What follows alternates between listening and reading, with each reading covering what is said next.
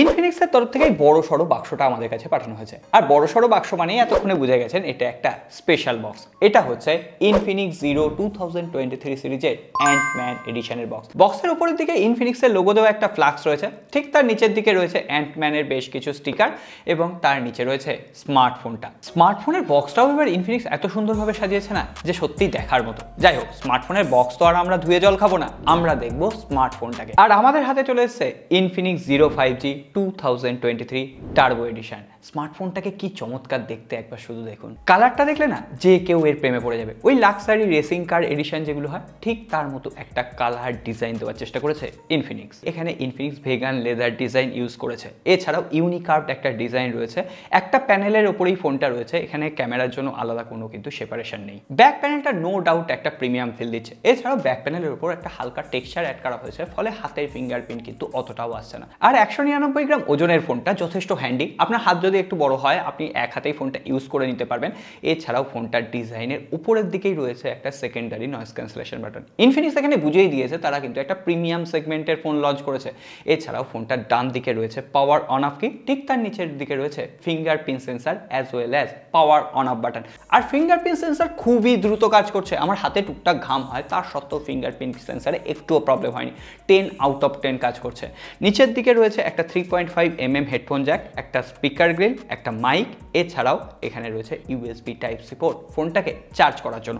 আর ফোনটার বাঁ দিকে রয়েছে একটা সিম ট্রে, যেখানে ট্রিপল কার্ড স্লট আপনি অ্যাভেল করতে পারবেন। দুটো সিম এবং একটি micro SD card at a time use করা যায়। দেখেছেন দাদা, এটাই আমার দোষ। ফোনটাকে নিয়ে এতগুলো কথা বলে ফেললাম, এখনো বাক্স ব্যাটারি ফোনটার ওপেন করলাম না। আরে ফোনটার আনবক্সিংটা একটু দেখে নি। বক্স খোলার সঙ্গে সঙ্গে একেবারে উপরের দিকে রয়েছে স্মার্টফোনটা, ঠিক তার নিচের দিকে রয়েছে বেশ কিছু পেপার ওয়ার্ক। এছাড়াও একটা 33 ওয়াটের ফাস্ট চার্জার রয়েছে, একটা ইউএসবি টাইপ সি কেবল রয়েছে। এছাড়াও ইনফিনিক্স একটা কভারও দিয়ে দিয়েছে, সিম ইজেক্টার পিন রয়েছে।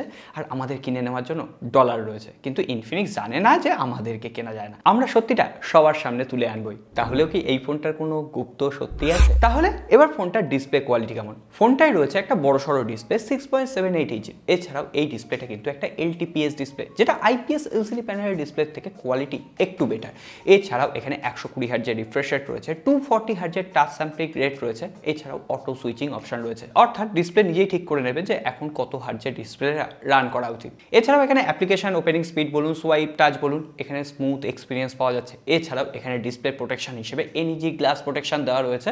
কিন্তু হ্যাঁ, ডিসপ্লেতে এখনো পর্যন্ত কত নিটসের পিক ব্রাইটনেস রয়েছে আমার জানা নেই। তবে হ্যাঁ, বাস্তবে আমি তো ডিসপ্লেটা ডাইরেক্ট সানলাইটে ইউজ করে দেখেছি, তো সেক্ষেত্রে ভিজিবিলিটির কোনো রকম প্রবলেম হয় না। না বস, ডিসপ্লে স্পেসিফিকেশন এখনো শেষ হয়নি। এখানে 100% এসআরজিবি কালার গ্যামেটের সাপোর্ট রয়েছে। এছাড়াও ওয়াইল্ড ভাইন L1 এর সাপোর্ট রয়েছে। কিন্তু এত বড় বড় নাম শুনে আমাদের কাম নেই, আমাদের দেখতে হবে আসলে বাস্তবে ডিসপ্লেটার কোয়ালিটি কেমন। আমি এখানে ইউটিউবে ভিডিও দেখলাম, নেটফ্লিক্স, অ্যামাজন প্রাইম, বিভিন্ন ওটিটি প্ল্যাটফর্মে আমি একটা দুটো সিনেমাও দেখেছি। এখানে ডিসপ্লে কালারগুলো যথেষ্ট পাঞ্চি, শার্প। এছাড়াও ডিসপ্লের ভিউইং অ্যাঙ্গেল নিয়েও কোনো রকম সমস্যা নেই। টপ নচ ডিসপ্লে দেওয়া হয়েছে। তবে হ্যাঁ, অ্যামোলেড ডিসপ্লে নেই। তবে এটাও মনে রাখতে হবে এই বাজেটে ইনফিনিক্স এমন কিছু দিয়েছে না ফোনটায় যেটা অন্য কোনো স্মার্টফোনে নেই। যাই হোক, মাল্টিমিডিয়া এক্সপিরিয়েন্সটা তো দেখতে হবে। শুধুমাত্র সিনেমা দেখলেই তো হয় না, তার জন্য সাউন্ডটাও তো শুনতে হয়।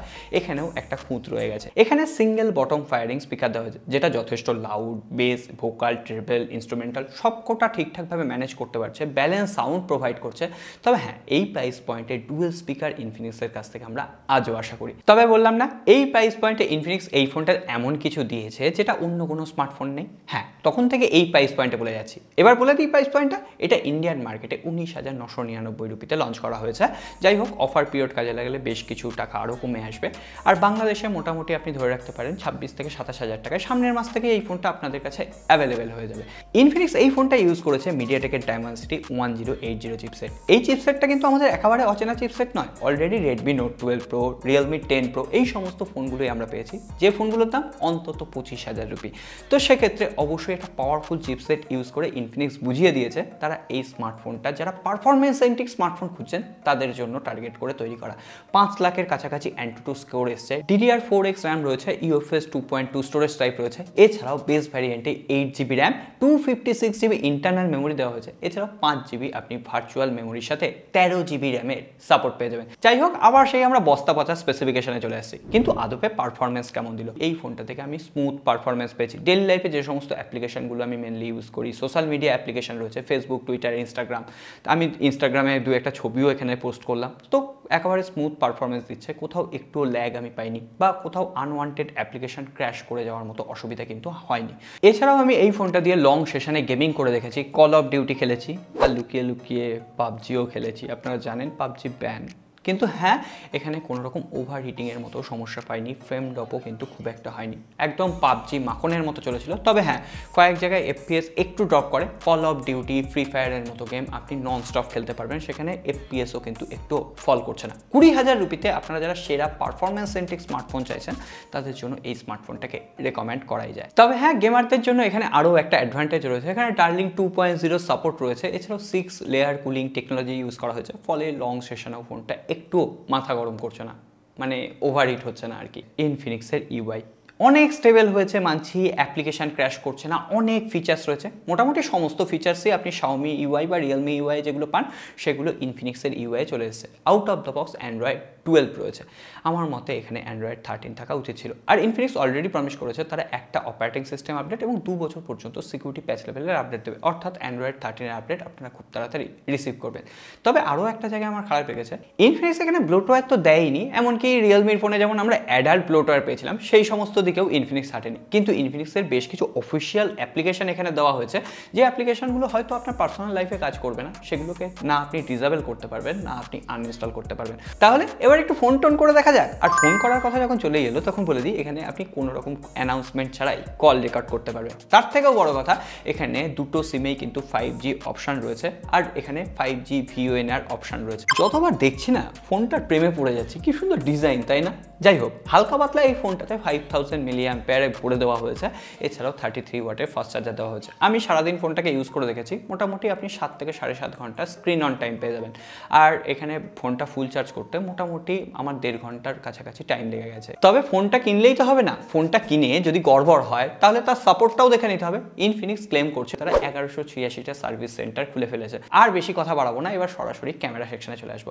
ইনফিনিক্স পেছনের দিকে 3টে বড় বড় চোখ দিয়ে দিয়েছে, মানে ক্যামেরা দিয়ে দিয়েছে। প্রথমটা হচ্ছে 50 মেগাপিক্সেলের প্রাইমারি ক্যামেরা, তারপরে একটা 2 মেগাপিক্সেলের ডেপথ সেন্সার এবং 2 মেগাপিক্সেলের একটা ম্যাক্রো সেন্সার। আমরা শুধুমাত্র মেন শুটার নিয়েই কথা বলবো। 50 মেগাপিক্সেলের যে সেন্সারটা ইউজ করা হয়েছে স্যামসাং এর সেন্সার, ডাইরেক্ট সানলাইটে অসাধারণ ছবি তুলতে পারছে, ডাইনামিক রেঞ্জ ঠিকঠাকভাবে মেনটেন করতে পারছে, কালার খুব একটা যে বুস্ট করছে এমনটা নয়, স্যাচুরেশন লেভেলও ঠিকঠাক রাখছে, এছাড়াও মোটামুটি ন্যাচারাল কালার দেওয়ারই চেষ্টা করছে।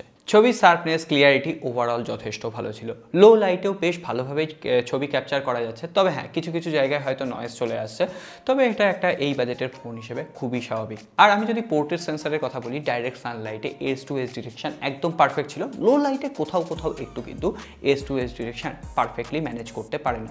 এছাড়াও 16 মেগাপিক্সেলের সেলফি ক্যামেরা রয়েছে, যেটা মোটামুটি ডাইরেক্ট সানলাইটে ভালোই ছবি তুলছে, খুব একটা আটা ময়দা মাখিয়ে দিচ্ছে না। তবে স্ক্রিন অ্যালগোরিদম, স্ক্রিন অপটিমাইজেশনটা আর একটু বেটার হওয়া আমার মতে উচিত ছিল। তবে ছবির শার্পনেস ভালো ছিল, আর লো লাইটেও কিন্তু ছবির শার্পনেস একটুও ঘাটতি হচ্ছিল না সেলফি ক্যামেরার ক্ষেত্রে, যেটা আমার অনেক বেটার লেগেছে। এছাড়াও এর ক্যামেরা ইউআই না ভরে ভরে ফিচার্স দেওয়া হয়েছে, বিউটি মোড দেওয়া হয়েছে, এছাড়াও সুপার নাইট মোড দেওয়া হয়েছে, স্লো মোশন ভিডিও শ্যুট করার অপশন রয়েছে 960 FPS-এও। তো ওভারঅল ক্যামেরা কিন্তু আমি যথেষ্ট ইম্প্রুভমেন্ট দেখেছি ইনফিনিক্সের এই ফোনটায়। এছাড়াও ফ্রন্ট ক্যামেরা দিয়ে আপনি 1080p up to 30 FPS, back camera দিয়ে 4K 30 FPS ভিডিও শ্যুট করতে পারবেন। ফোনটা নিয়ে আর বেশি কথা বলার জায়গা নেই, এবার ফোনটার কনক্লুশন পার্টে আসার পালা। এখানে 20,000 রুপির প্রাইস পয়েন্টে ইনফিনিক্স ফোনটাতে অফার করছে সব থেকে সস্তা মিডিয়াটেকের ডায়মেনসিটি 1080 চিপসেট। এছাড়াও এই ফোনটা আরও একটা অ্যাডভান্টেজ হচ্ছে ইন্টারনাল মেমোরিতে আপনি 256GB বেস ভ্যারিয়েন্ট পেয়ে যাবেন। এছাড়াও ফোনটা ডিসপ্লে কোয়ালিটি যথেষ্ট ভালো, 5G VoNR এর অপশন রয়েছে, 3.5mm হেডফোন জ্যাক রয়েছে। তো ওভারঅল যদি আমি বিচার করি অবশ্যই রেকমেন্ড করা যায়। আর হ্যাঁ, আপনারা যখন স্মার্টফোন কিনবেন তখন চেষ্টা করবেন অফার পিরিয়ডগুলো কাজে লাগানো, তবেই কিন্তু একটা স্মার্টফোন আজকের দিনে অন্তত ভ্যালু ফর মানি হতে পারে। আজকে আর কথা বাড়াচ্ছি না, ওভারঅল ফোনটা কেমন লাগলো আমার রিভিউই তো শেষ কথা নয়, কমেন্ট বক্সে আপনারা রিভিউ করবেন তবেই সেটা শেষ কথা। আর এই ধরনের একদম এক্সক্লুসিভ গরম গরম রিভিউ পেতে লাইক আর সাবস্ক্রাইব করে রাখবেন। আজকে আর কথা বাড়াচ্ছি না, দেখা হবে আগামী পর্বে।